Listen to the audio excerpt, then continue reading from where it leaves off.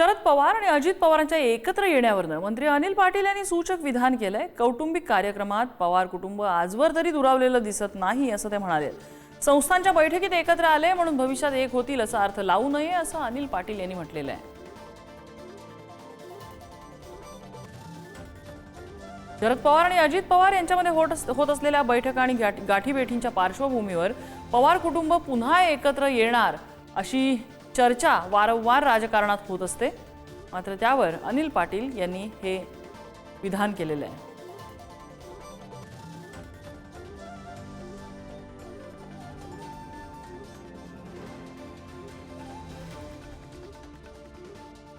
कौटुंबिक कार्यक्रमांमध्ये पवार कुटुंब कधीही दुरावलेलं दिसत नाही असं अनिल पाटील यांचं हे सूचक विधान आहे। शेवटी पवार कुटुंब आहे आणि ज्यावेळेला कौटुंबिक कार्यक्रम असतात त्या ठिकाणी कौटुंबिक कार्यक्रमामध्ये पवार कुटुंब आजपर्यंत कुठेच दुरावताना आम्हाला तरी दिसलेलं नाही आहे।